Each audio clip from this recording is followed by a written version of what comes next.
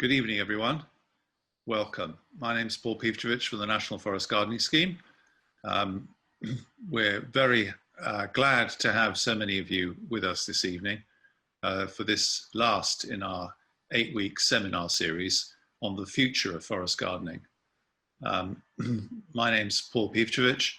I'm going to be working alongside my fellow director of the National Forest Gardening Scheme, Hannah, to host this session tonight.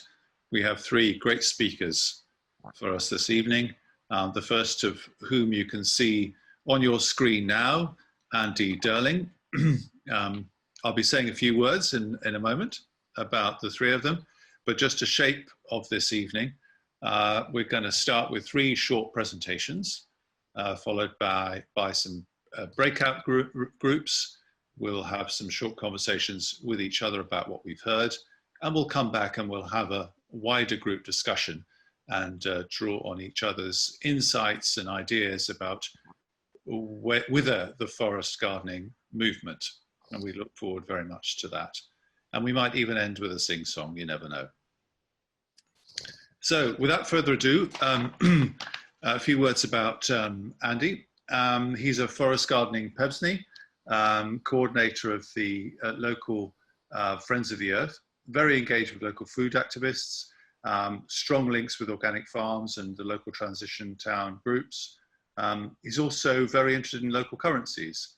He's a founder of Born Coin and a director at Money for All community interest company. A very warm welcome, Andy.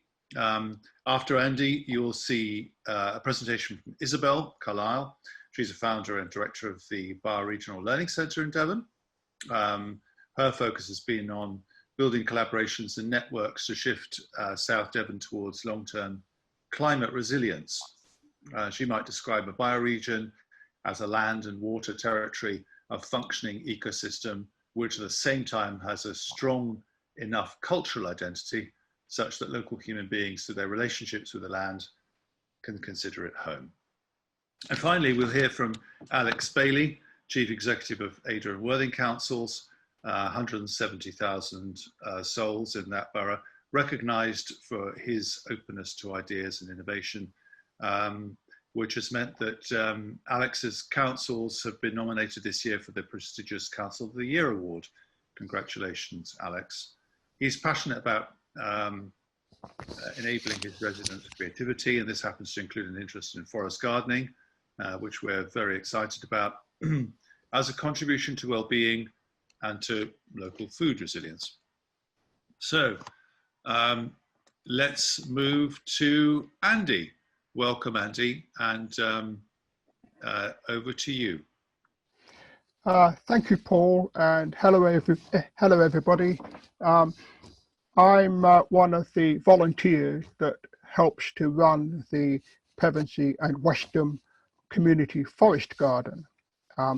It's about an acre in size, and we managed to find the site by accident, really, because as a result of our good relationships with local parish councillors, we found that there was some land available to rent off the local water board. So we entered into negotiation with the water board. They were successful, and we had a license to manage the land on their behalf because they did not want the trouble and effort of maintaining it. When we started, it was very overgrown. There were lots of trees actually, so we didn't need to plant any new trees for a while. What we did first was to establish beehives on the land because we wanted to start a community apiary first. With grants from the local parish council and the local district council, we had enough funds for a startup cost. For example, we were able to buy brand new beehives and bee equipment and bee suits, and purchase our first nukes of bees. And also we were able to build a workshop cabin and things like that. So away we went, and as you can see from this map, we have done a lot of planting since. The grants enable us to buy good quality plants from good quality nurseries. And so basically, we created clearings within an already established young woodland.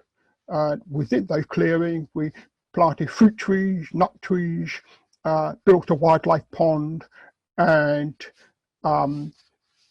put several beehives in. So it's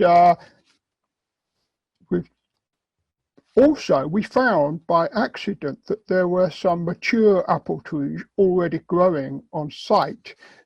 They had been planted many decades ago when the site had been council allotments. So it was a voyage of rediscovery in many ways. And here you see some of our volunteers harvesting some of the apples from our mature apple trees. We have two old English varieties, the James Grieve and the Charles Ross varieties. And here you can see we had a plentiful harvest of those apples one year. And this has been fascinating because it's when we distribute these apples for free or sell them at market stall or at our apple day that we hold each year, it sparks off conversations with local people, because especially the elderly who remember a time when the local area was awash with apple orchards. Apple growing used to be a huge commercial industry in our area, and most of it has gone now. So here we are, still able to keep growing these old English varieties that you can't get in the supermarket. And the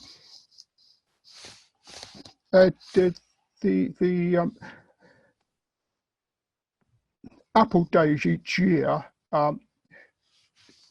always comes alive with these conversations about apples and the tradition of apple orchards. And in fact, it's one reason why we decided to do some research on local traditions associated with apples.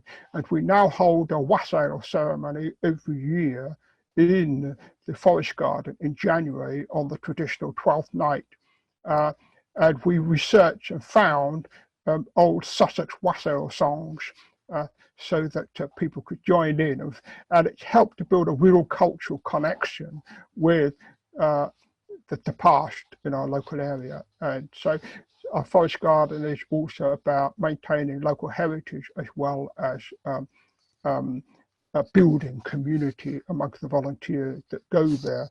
And then finally, because we have this obviously thriving forest garden community, I've been able to introduce the concept of forest gardening into the local political conversation that's building up around climate change and the collapsing biodiversity.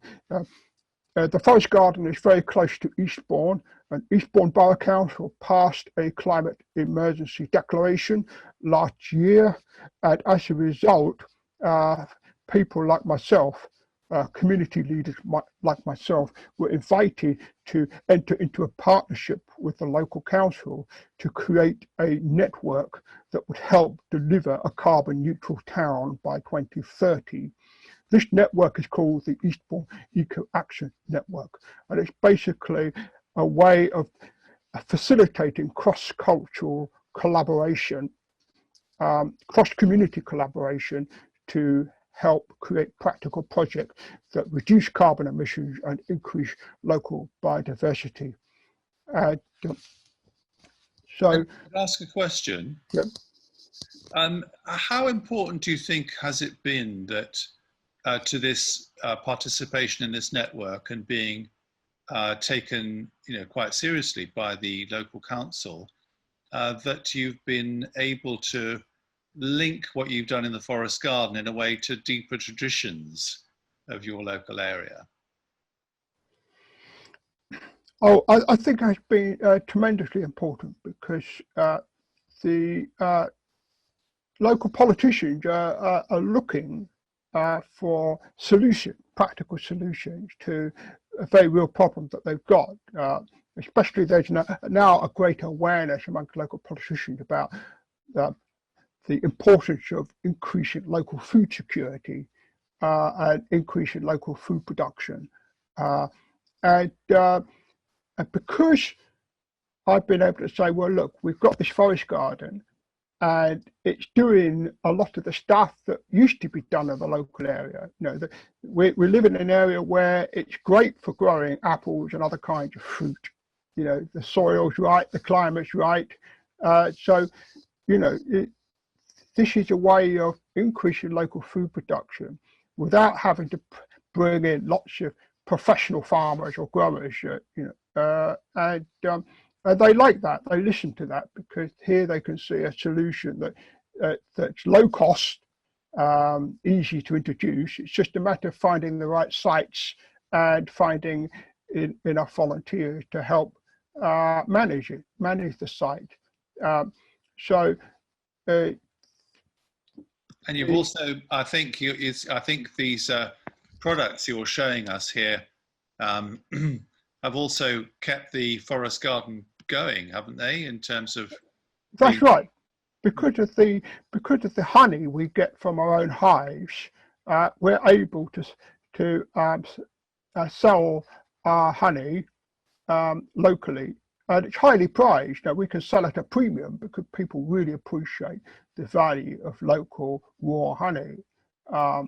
And we also sell jam, as you can see. We sell jam from the fruit grown in our gardens.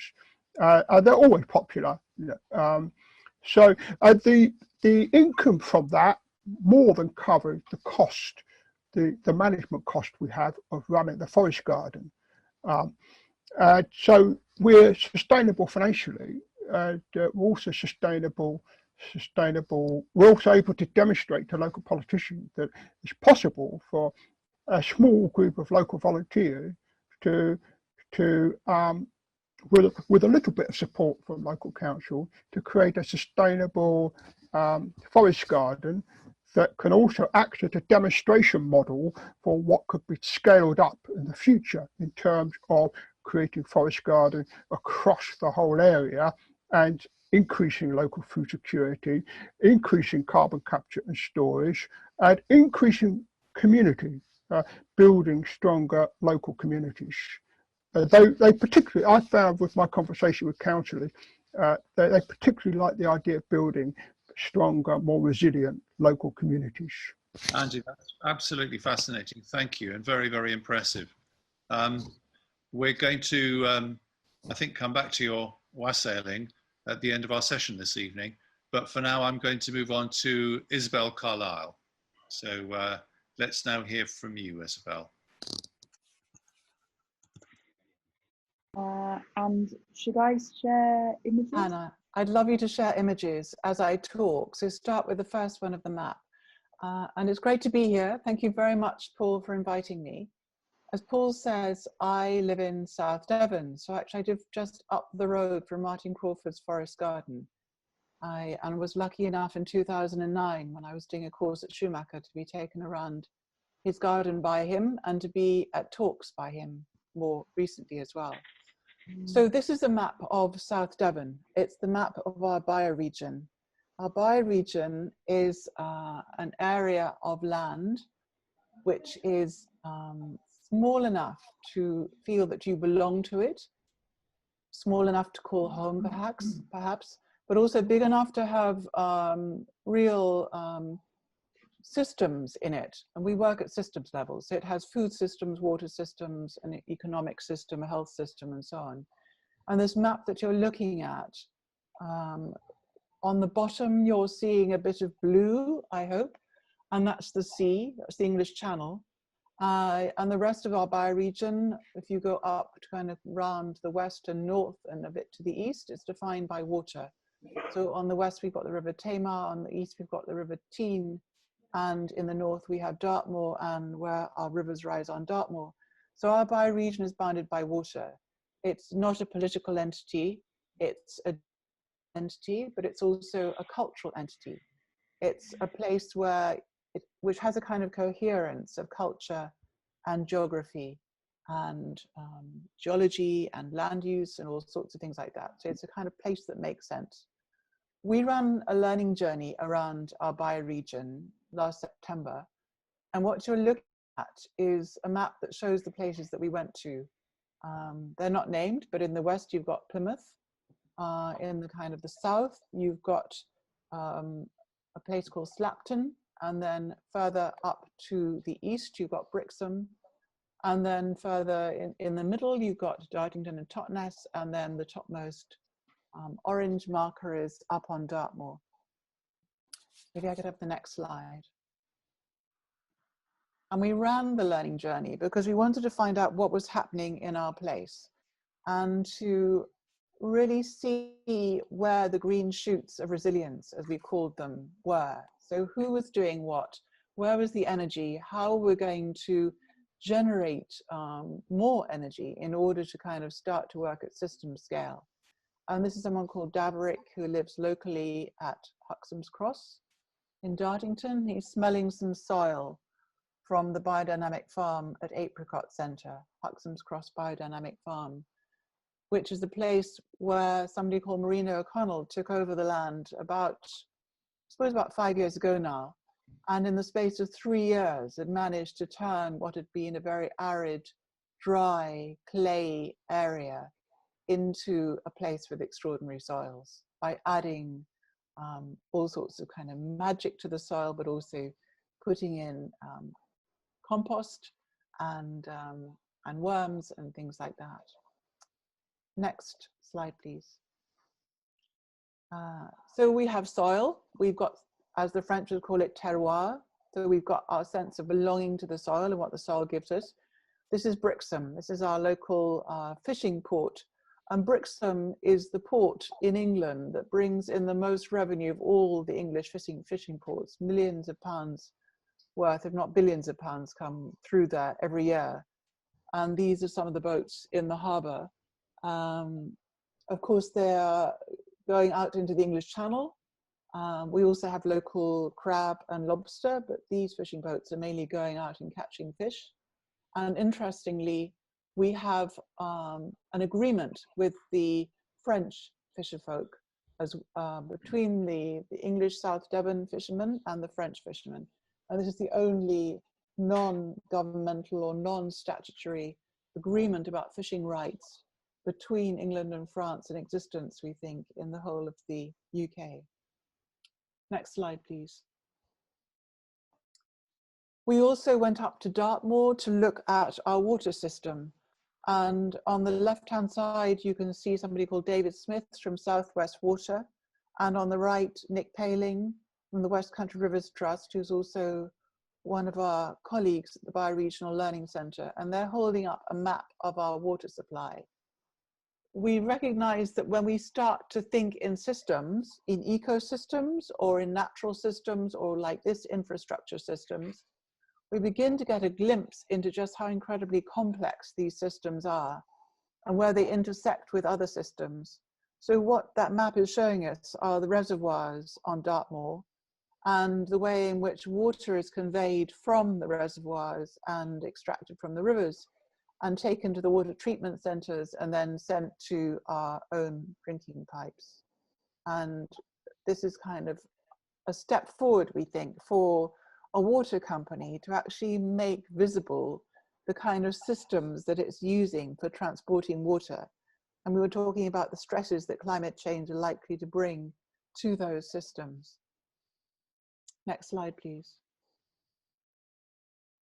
This is a slide from an extraordinary project that was happening down in Slapton. Slapton's on the coast. It has a shingle beach and it's very close to Hall Sands. And I don't know if any of you know the story of Hall Sands, but in about 1903, there was a lot of dredging going on off Hall Sands for shingle and gravel in order to build new piers at Devonport. And they took away so much shingle that the next big winter storm that came along battered the village itself, and half the village fell into the sea. And every year, or probably every 2 years, we get very heavy storms. Then every 20 years, we get a storm so great that the road washes away. And this is a project that we're looking at, the journey continues, which is getting the community used to the fact that their road is not going to be rebuilt in the future. They're going to have to live without a connecting road to the local big town, big port of Dartmouth. And it's been a long journey to help the community come to terms with it. And a lot of anger has also been expressed by the community in this process of coming to terms.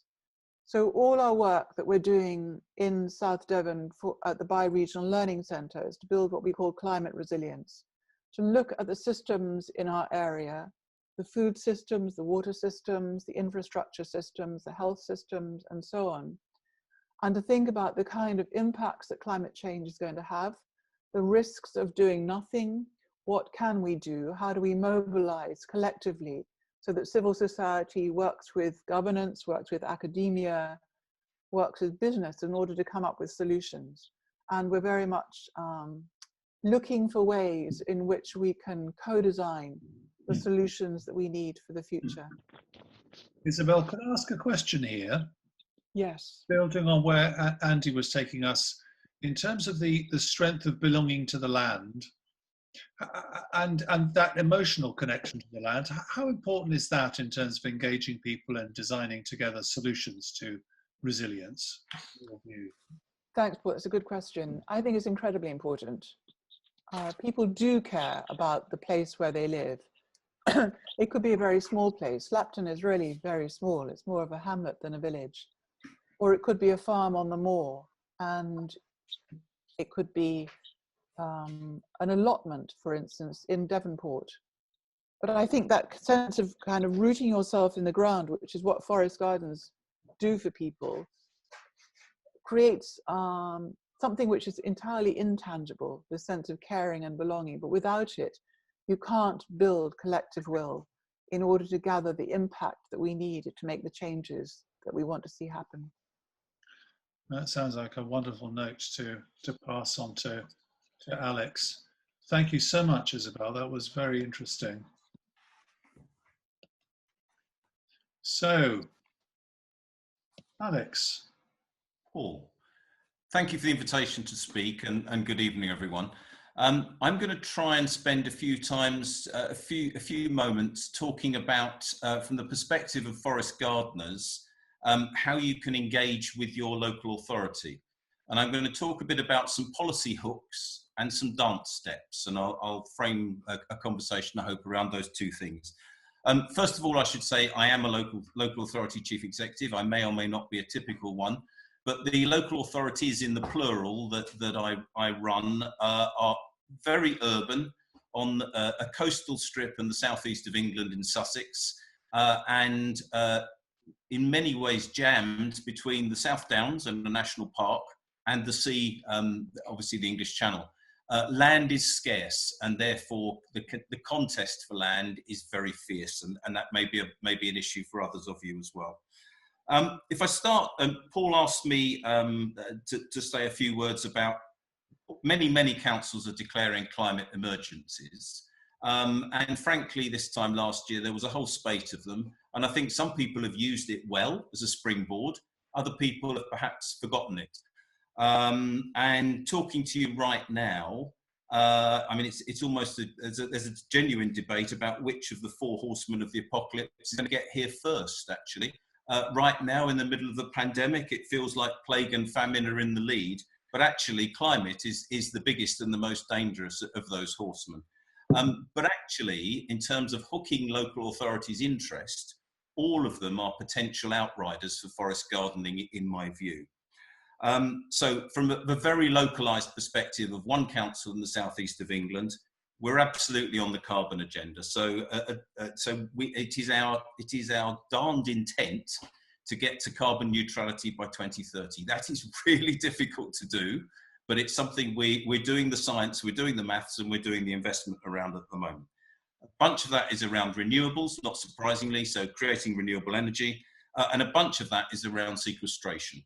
So both green and blue sequestration. And from the perspective of forest gardening, obviously very interesting there in terms of the green sequestration of carbon. Perhaps a slightly more neglected part of the sustainability agenda for local authorities has to be ecological systems and the collapse of ecological systems. If there's one thing, well, one of many things that actually forest gardening can do is promote that kind of biodiversity. And in particular, I'm noticing a real interest in heritage flora and what that can look like in particular places. We've already heard about how forest gardening can have a significant impact on mental health, public health, and on community and the sense of belonging. They are all really important assets for local government, particularly I would suggest right now. Obviously at its core, forest gardening has food systems and food security. Again, I think probably as we come out of pandemic, our communities are going to have a different set of relationships to food security, as well as the sense of belonging, working together in community. I think probably every local authority in the country has been amazed and delighted at its best how communities have come together around the pandemic. There is something there which, as forest gardeners, I think we can do more with. And this may not be an issue elsewhere, but certainly in Sussex, our chalk aquifers are drying up fast. Look, it's early June and they're looking pretty dry. So actually there's something here about the role at scale that forest gardening could have in terms of water scarcity. None of this stuff is easy to translate into forest gardening and alternative land uses. You don't need me to tell you that our conventional financial economies at best may give a grudging nod to natural capital, but actually that's more about an asset that can be used to an end, rather than anything like land and humans being part of the same ecological systems. There is a growing sense of interest around rewilding, certainly in my part of the world, as well as something of a renaissance in the kind of the parks movement, as it were. So people using parks not just to stroll up and down, but for a whole variety of purposes, and real rewilding and forest gardening, significant elements of that. And one of the plays that I'm able to be exploring at the moment locally is with developers of sites who may wish to offset their carbon and don't know how to do it. Now, if they are prepared to fund the purchase of parcels of land that we can rewild, forest garden and a bunch of other things, there is a very real opportunity there to do some stuff at scale rather than on the micro sites. So if you like, those are a bunch of policy hooks to get local authorities interested. And I think one of the questions, Paul, that you posed to me is how can forest gardeners put their case and become more mature collaborators? Mm-hmm. And I think actually, my sense of the forest gardeners I've met is they already are mature collaborators. They're some of the wisest elders I've ever come across, some of them. So I don't think the deficit, if you like, is necessarily on the side of the forest gardeners. It may well be on how do you engage with your local councils and how do you get them to dance with you? So what I'm really going to posit is 4 or 5 what I call dance steps about how you can get good traction with local authorities. The first is the personal. I mean, I know the work that Andy's been doing down in Pevensey, the attraction of bringing local councillors, local dignitaries in to see what's going and to get their hands on things and have a good relationship is extraordinarily important. We should never ever underestimate that. Sometimes people can think about technocrats and bureaucrats like me as people who genuinely won't be interested in this. Though really we are, and a lot of us are extremely interested. So kind of find your allies, pick them out and make sure you use them. The second thing is to play politics, unashamedly play politics.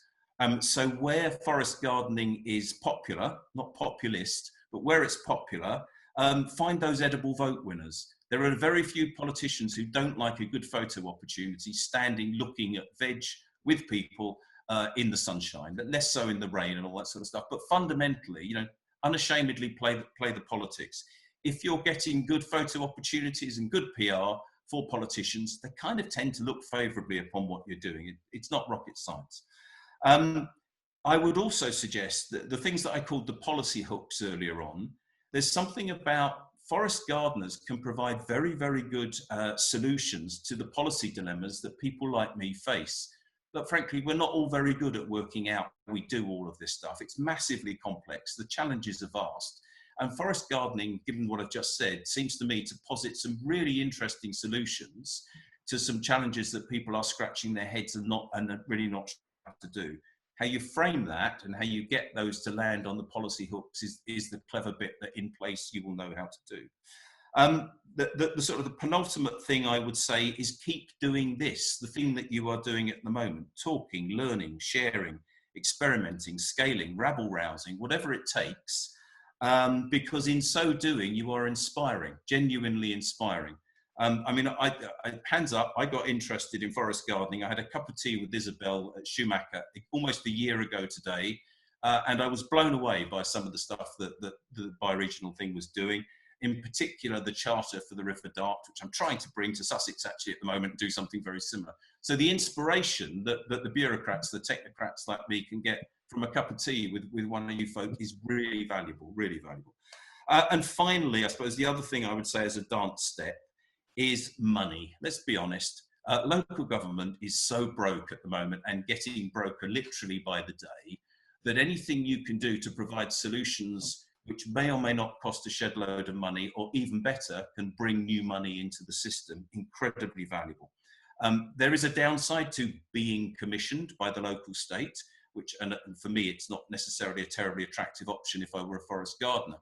But actually, joint venturing with your local council to bid for national funds and things is an extraordinarily good way of getting to know people, beginning to work with them. Even if the first bid isn't successful, the second or third may be. Going back 3 or 4 years, sort of an sort of an accidental conversation with the Trust for Conservation volunteers led 2 years later to us having nearly £1 million worth of grant from the Big Lottery Fund. And that has enabled us to do a vast amount of things outside our existing budgets that even if we'd wanted to, we never would have got to do before. So broadly, what I think I've tried to cover there is some policy hooks and some perhaps dance steps, if you like, for what we can do, what you can do actually to engage with folk like me. Thank you. Alex, thanks for that extraordinary valuable input. Thank you for putting in the time, given all the other pressures on it that you must have, particularly now. I wonder whether we could continue the dance steps into the breakout rooms. So I'm going to hand over to Hannah to do that. But essentially, one of the protocols for breakouts is that, you know, if you don't know, you won't know people who you're going to be in a breakout room with. So just be aware and share the time, say hello to each other, and do enjoy it. I'm going to hand over to Hannah.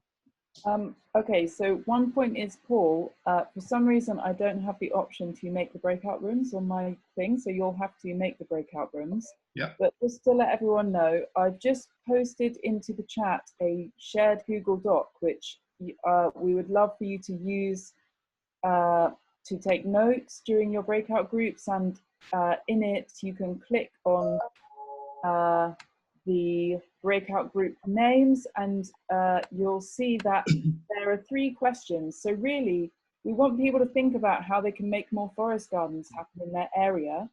And in each breakout group, you can talk about what support do you need, what support, what opportunities are there. So literally, when you open it, if you click on whichever breakout group number you're assigned, so Paul should be assigning you breakout rooms, so you accept the breakout room and then click on whichever one you've been assigned to go to the right number. Is that, are you making breakout groups? I am indeed, yeah. Amazing, thank you. And I can see that lots of people are in the document now, so hopefully in each breakout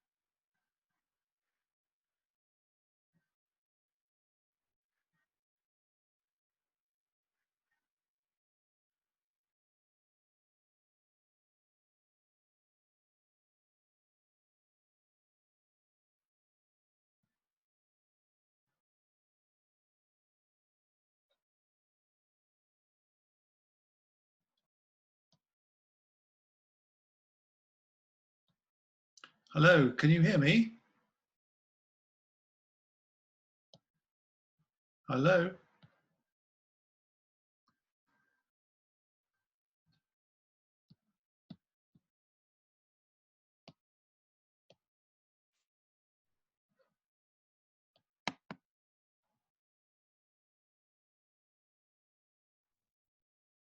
Hello, good afternoon.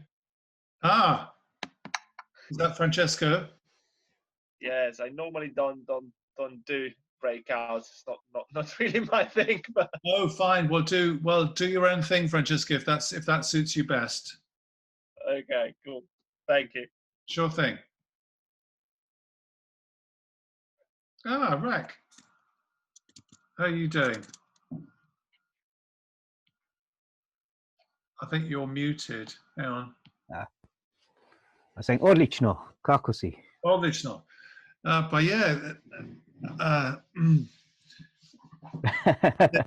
it's funny, isn't it? Changing horses. That's right. My Croatian is really terrible. I've got a few Mine's sentences. excellent, but I'm just not used to speaking it. I've got a few sentences which I can say well, and everyone thinks, "Oh, he must speak Right. really well." No. Ne, ide sjajno ide, svi su sada u sobama,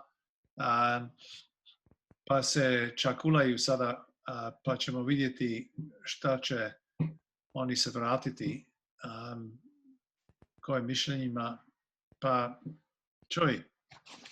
I caught maybe 50% of that. Yeah, well, I'm sure you got more than 50% of that. So, how are you doing? Did you enjoy that session the last time we did it?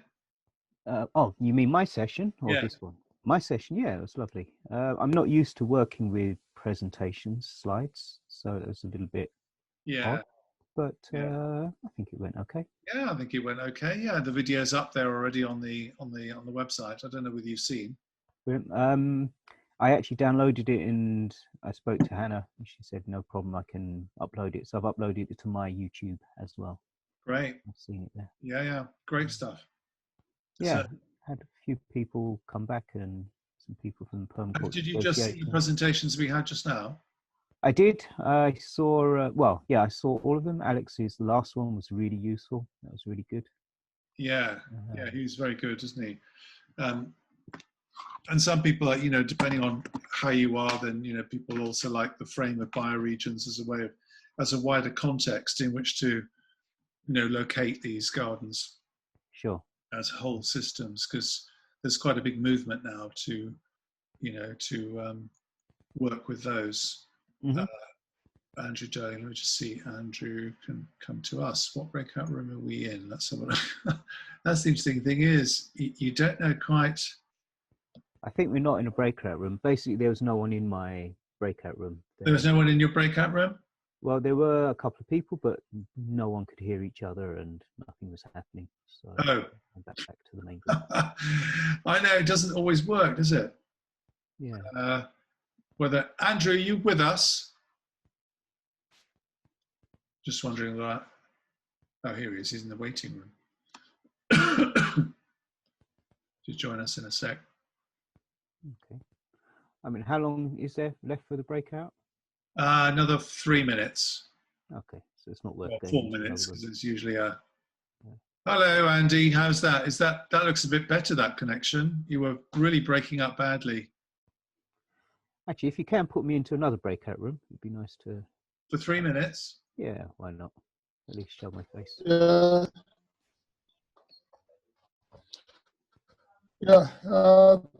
What happened was I opened that Google Doc, and for some reason it broke my Zoom connection, so my connection dropped out when I tried to open the Google Doc. So really weird. I've got to just rack up. I'm not sure where you are on here. There's this 50. I was in group 4. I was You're in group 4. Yeah. I've got. Let me just see. Rakesh. We'll move to. Which group do you want to go to? Just anything else, basically. Anything, yeah. Right. There you go. That should be for you. Andy, I'm going to need to join a breakout room in just a sec. Someone's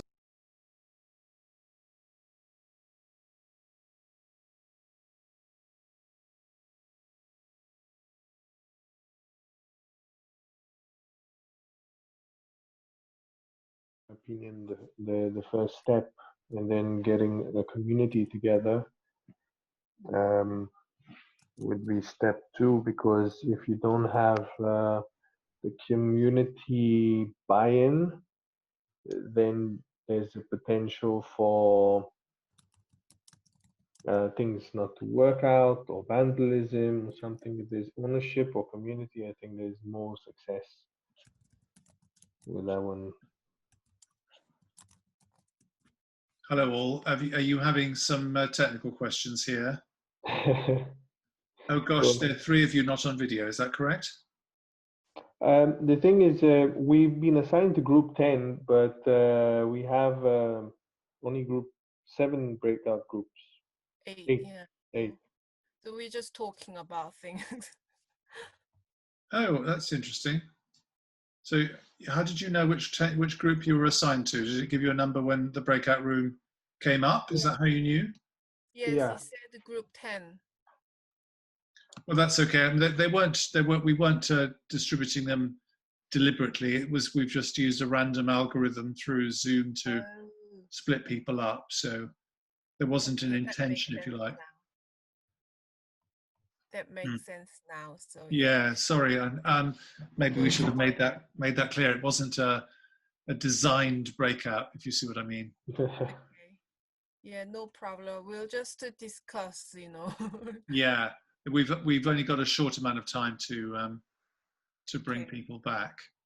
So I'm going to leave you just to finish your sentence, because I interrupted you as I came. So I'll see you in just a minute. Yeah, see you soon. Bye. Thank you.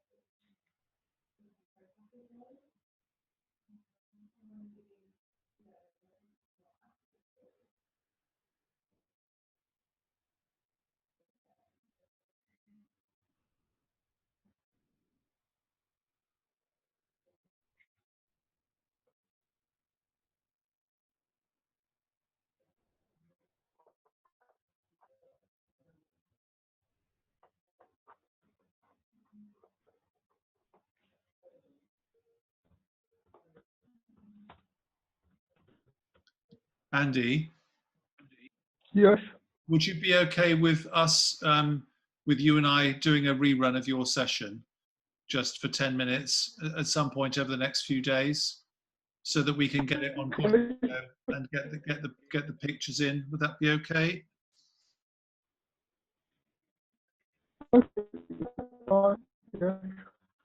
Yeah? Okay. I know, I don't think we're going to have enough time. If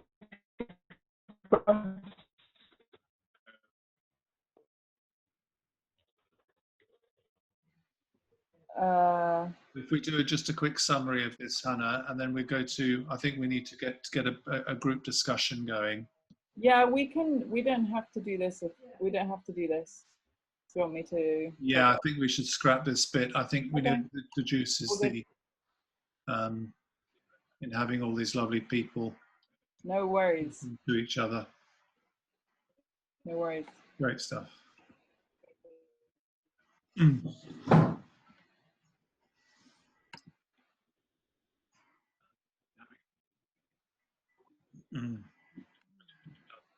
So apologies everyone for any technical problems that you may have experienced. I don't know whether it's simply just the surge of usage at this time of the day, but there were a couple of emergency visits to breakout rooms, people trying to connect across across continents and through very thin wires.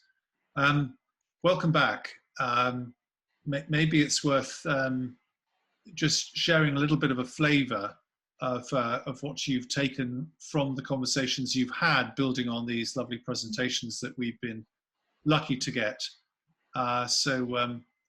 Could I invite anybody who would like to share what they managed to get out from the discussions in the breakouts so far, and indeed also what they've learned from the presentations.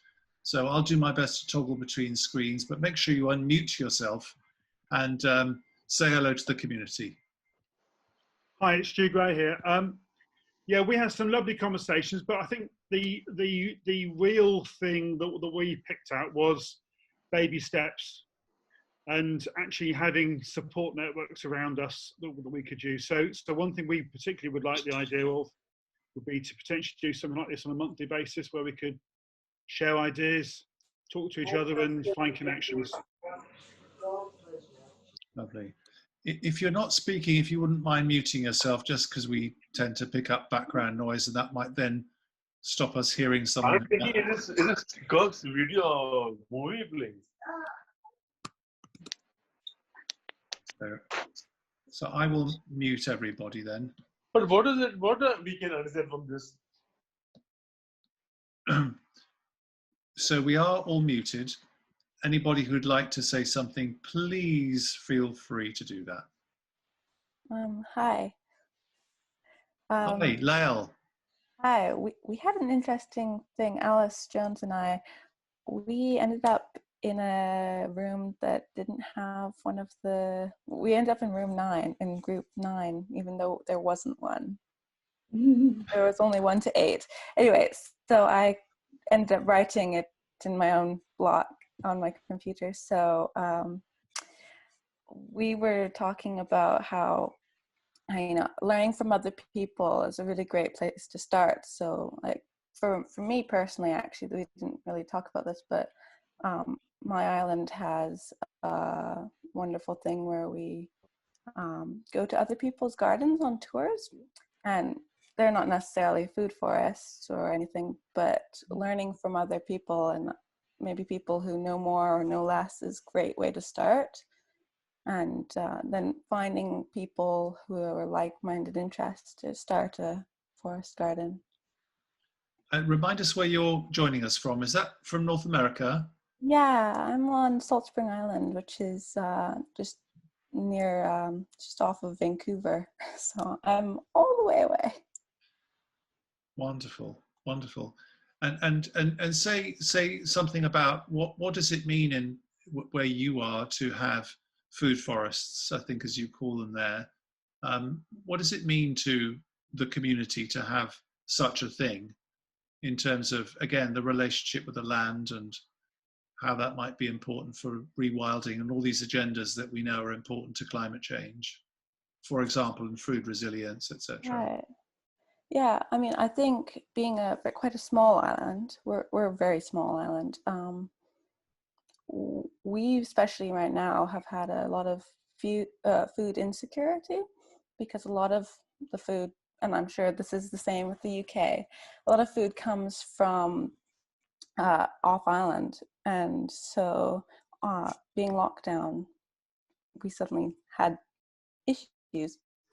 So having a forest garden to become more resilient in that is really important, especially now. I mean, my community is quite on top of a lot of this. I'm part of our transition town. So this is something we're working on, but it's come to a head, I suppose. So definitely I'd like to promote more forest gardening. Thank you. Hello, it's Neil Donaldson here. I'm coming to you from the west of Scotland, fairly remote. And just to sort of add to what was said already, I think support networks is something that we would value. I think I've got the only forest garden in Kintyre, probably in Argyll, which is the county where I stay. So there is interested people around, but they're not connected as yet to my forest garden, the one that we have in a walled garden next to our house. The food insecurity is the other issue for the future for me. Is what COVID has shown us is that we're relying so heavily on bringing our food in from a long distance away, and places that are remote like ourselves need to, there's a lot of talk at the moment about resilience planning in the area. There's quite a active network of volunteers helping people out here, and that's spurred on, that's one of the positives, I guess, is it's brought people together to think about resilience planning, and forest gardening should be part of that. Thank you so much, Neil.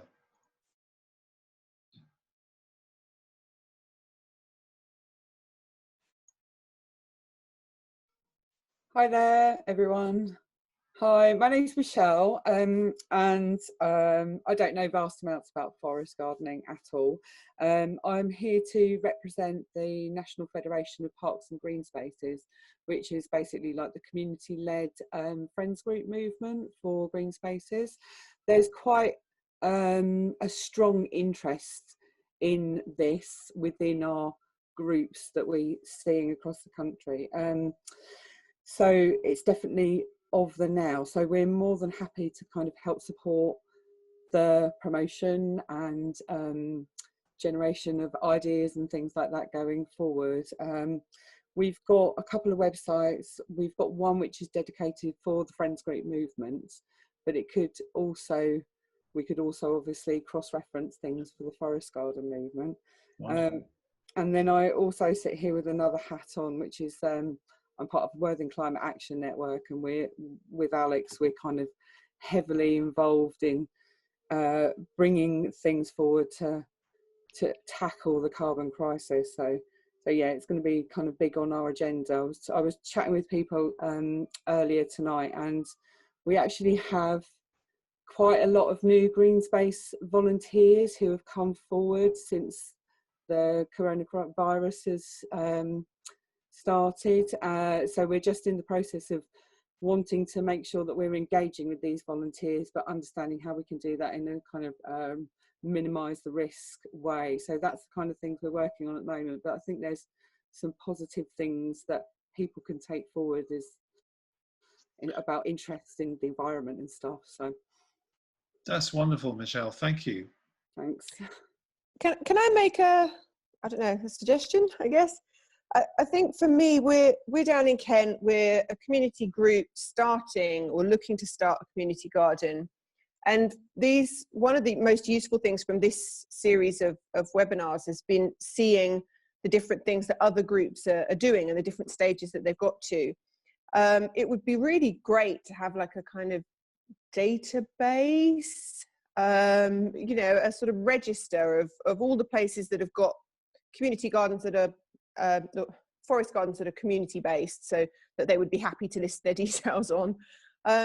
You know, and then if people are happy to be contacted or just answer a few questions. I was really interested in the chap at the beginning. He was talking about apples. I'm sorry, I'm useless with names. But you know, we've been talking about apples and apple pressing and having like an apple day, and it would just be really great to sort of pick up on, you know, how they make that happen and how they've made it work. So yeah, just a kind of resource really of, you know, what's where. Are there gardens that people would be prepared to accept visitors or give advice on how they've got to the stage they're at? Yeah, a sort of a map of Britain, and here are all the community forest gardens. Question. I don't know. A lovely it sounds question. like a lot of work for someone. Well, my son has done it, and it's on our website. Okay, great. I'll look. I'll have a proper look. Please add to it and invite others to do the same. It's on under places to visit, so it is one of those Google Maps with pins on it. So, and there's lots of, you know, website details and how did we get ourselves set up. You know, some are more sparse than others, but Thank you very much. That was a great question.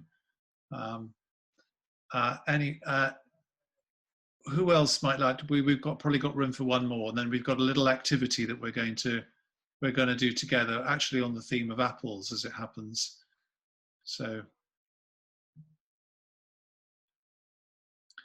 anybody else inspired by what you heard, both at the local context, making us sustainable? Do you remember that was the theme? And creating products out of our forest gardens that cover our running costs. Then there was the wider context, the bioregion, and then beyond that, how do we do these dance steps that Alex was leading us through with the council? Any last reflections on this? And your invitation, by the way, to continue this in some form is something we'll take back and think about and hopefully bring back to you.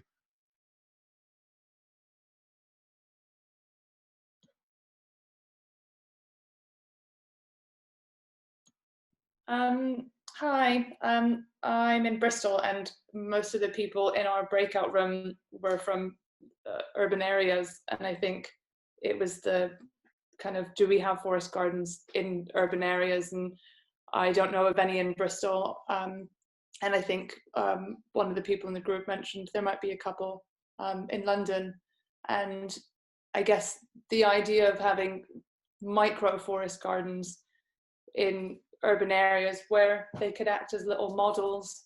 And it was interesting, I think one of the councillors, I can't remember his name, he had said, maybe developers can purchase land, and there was a question of, well, acquiring land in cities is very expensive, but I guess rather than acquiring land and waiting for developers to do it, it's more using the community orchards or the community allotments, community gardens that are already in urban areas, and seeing if you can really, use that local base of people who are already really interested in creating resilience, and just, bringing in those ideas of forest gardens there, and maybe kind of using those as good models, and people can learn more about them from that.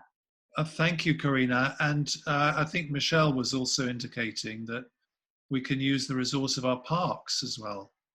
So those are, I think there are lots of councils, I think, including Alex's council. Alex was the name of the chief exec who was presenting third, if you remember.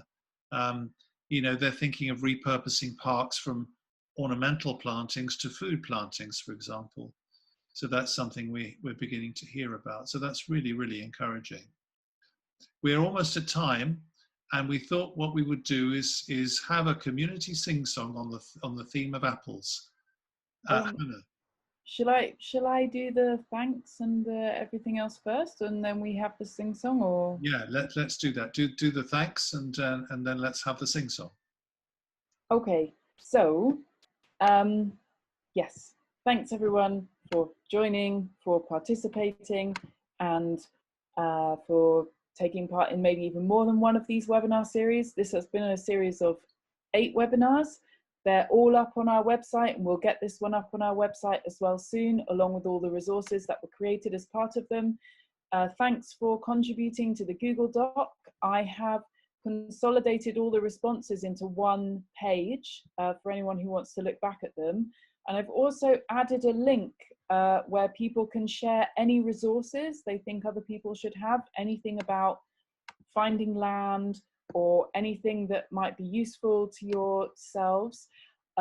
So please do add things in there. Yeah, we're the National Forest Garden Scheme. We're a members organisation. We exist to try and promote forest gardens, forest gardening, forest gardeners. So if you're interested in what we do, you can, for a small donation, become a member and join our Lumio forum and shape what we do.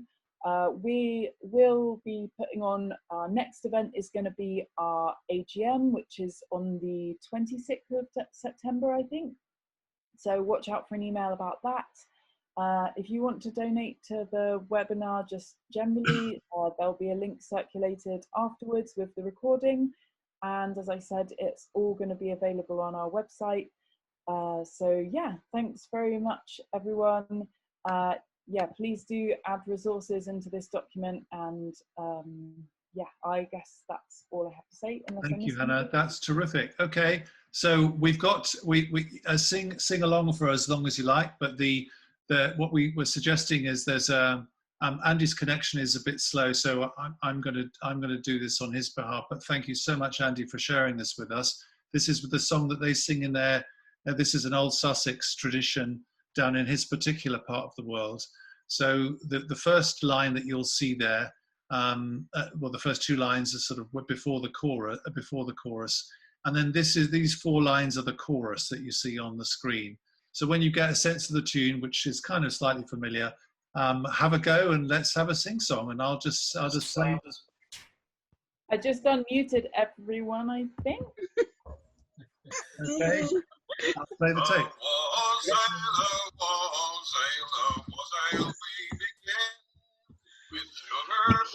Plums and cinnamon and other spices in.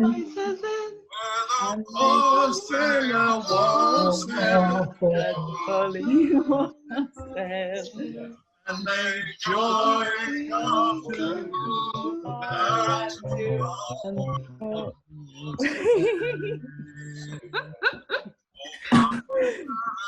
Good mistress says you sit by the fire. Those sailors who travel through the fire. Oh, sailor jolly was sail, and may joy come to you when you are sail.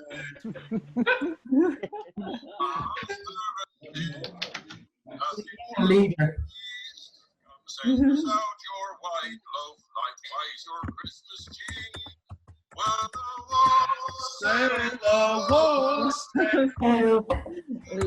May joy come to you. May joy come to you and to our sail. And good night. Thank you very much. Everybody. Thank you so much. Okay. I also put a link in the chat to an urban tree planting fund, which is currently open. Please check it out. It's open until the 30th of June. Bye, everyone.